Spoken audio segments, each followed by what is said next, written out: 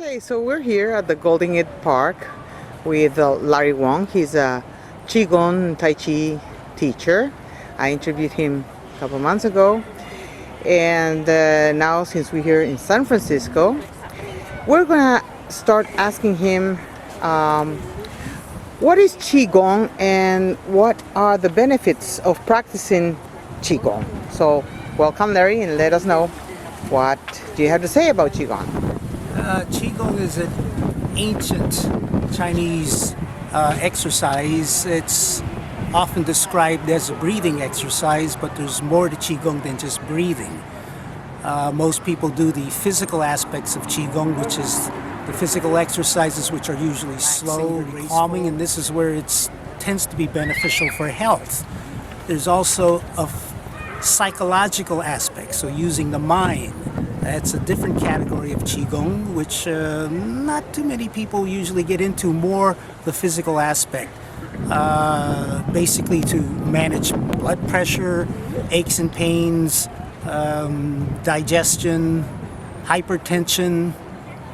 Meditation is a form of Qigong because there's those of you who do yoga, pranayama is a form of Qigong, breathing exercises.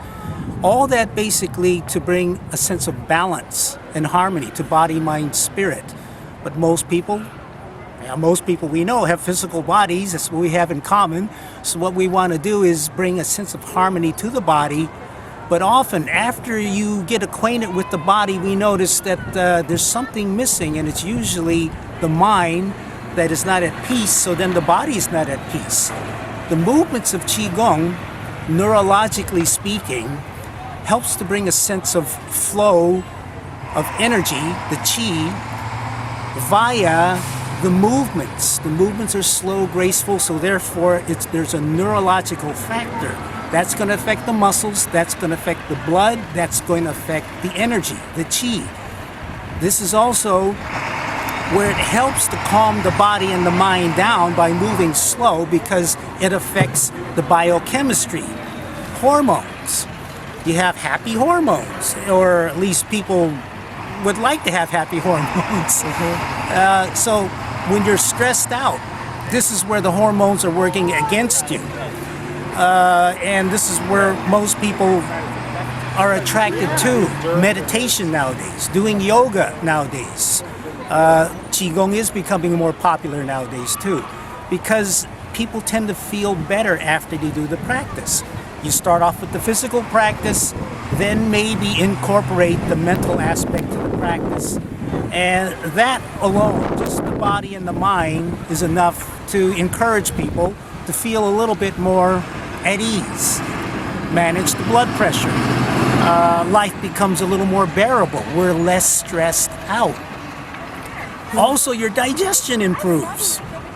So, there's a lot of benefits that I don't have enough time to ramble off, but doing the movements does tend to bring a sense of calmness, because we're doing the movements intentionally slow and easy, not necessarily using a lot of physical strength. We're all accustomed to that. We're masters at muscle strength. The concept of Qigong goes beyond what people know as muscle strength, internal power, and that's achieved by relaxing. And contrary to our conditioned belief that in order to get things done, we must work hard at it, there is the other side of the coin that's very helpful, but very few people venture in to learn about the other side of the coin. You have your yang or your yang side in terms of yin and yang. You got the yin side, which is inside.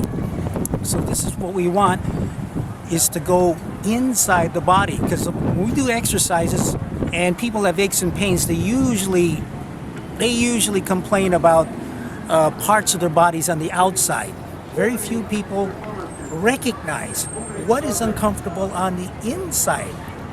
So as we show you some of these exercises, it involves not just the outside parts of the body, but it massages the inside parts of the body too.